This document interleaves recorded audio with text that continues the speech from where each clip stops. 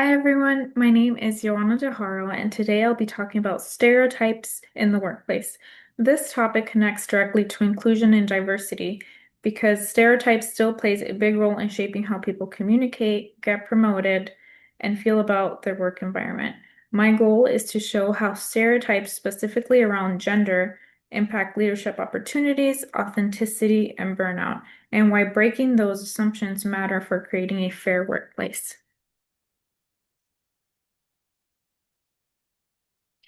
Gender roles in the workplace. Let's start with gender roles. Catalysts describes how women are often expected to take on office housework, tasks like things like planning events, taking notes, and helping resolve conflicts. These may seem small, but they can add up and shape how others see women in work. They become known as the helpful ones instead of the leaders. They become um, more they become less confident, I guess you could say. This type of stereotyping limits visibility and leadership opportunities. I think we've all been there when we've seen or heard of workplaces where women handle all of the organizing and note taking while men handle all the decision making. Workplace assumptions. Imagine you're in a team meeting and everyone automatically looks at you at the only woman in the room to take notes or to organize. It might seem that it's not intentional, but over time, in the next meeting, they ask you to do it again. It reinforces that idea that women belong in supportive roles instead of leadership ones. These assumptions are exactly what Catalyst calls invisible tasks. They are not recognized in promotions or pay raises, but they take up time, energy, and that affects career growth for women. Gender bias in promotion. Now, gender bias in promotion is another major issue. McKinsey and Leanan found that men are often labeled as leader material, while women, even with the same or higher qualifications, have to constantly prove themselves. This creates what's known as a broken rung, the first step to management that women often miss. When that happens, fewer women make it into leadership roles, which keeps the cycle of inequality going. If we take a look at the bar graph, you can see the pay differences between men and women for doing the exact same job.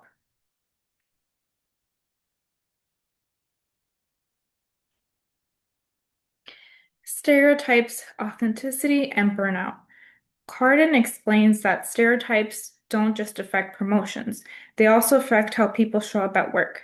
Many employees feel pressure to code switch, meaning they change how they talk, how they dress, how they behave to fit in, all of those work expectations. Deloitte's research adds that when people feel like they can't be themselves, it leads to stress, low morale, and even burnout. Constantly imagining how others see you is exhausting, and it can make people lose motivation or even leave their jobs. Okay, a personal experience, stereotypes in action. I want to share a quick personal example. I currently manage my own fulfillment marketing team at Bolthouse Farms. In my role, I oversee packaging, projects, events, and PR orders. Earlier in my career, I noticed that I was often expected to take on more of the organizing and communication work while others handled decision making or strategy.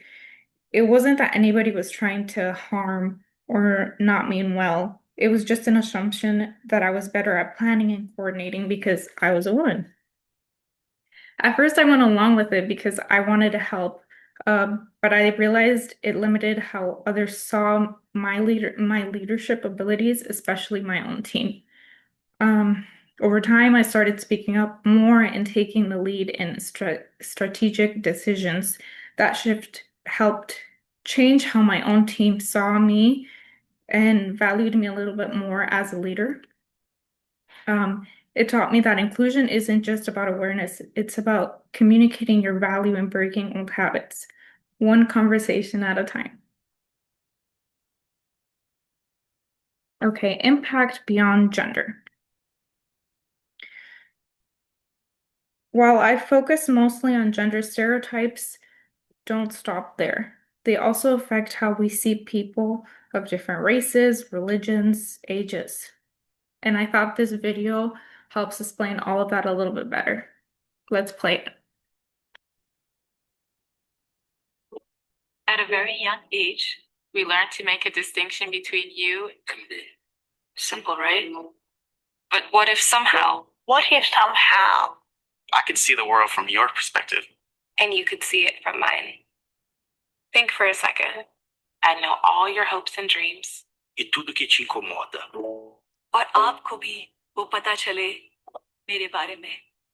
You know what it's like to have a daughter who struggles with, is she black enough? Is she white enough? You would know what it's like to not have enough confidence to express your ideas. You'd know what it would be like for people to take your culture and turn it into a theme party.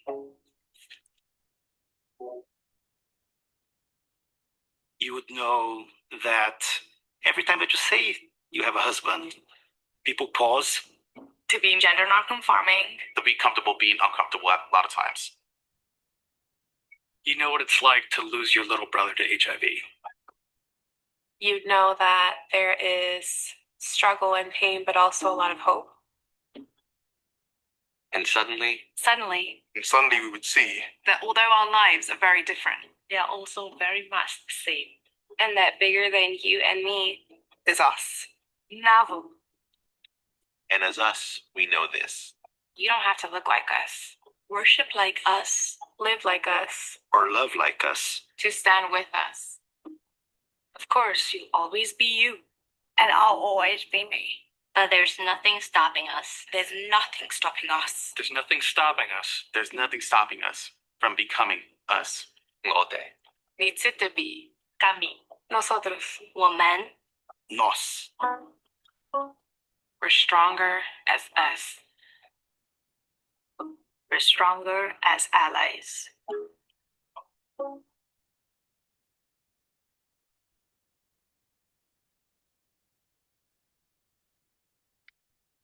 I believe this video represents the idea of impact beyond gender because it reminds us that equality is not just about recognizing differences, but about uniting through them. Salesforce shows how inclusive teams create stronger and more creative workplaces, how people feel seen and valued regardless of gender.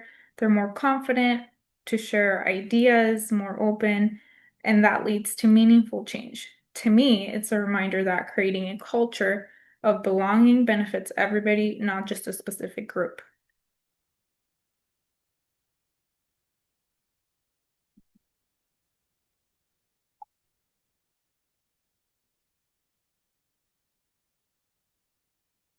Okay, Salesforce Equality Initiative. One company that's made progress in tackling these issues is Salesforce. They created the Equality Office focus on fair pay, leadership training, and employee education. They even did regular pay audits to close wage gaps. What's inspiring about this example is that it shows inclusion isn't just about good intentions, it's about setting goals and holding everyone accountable.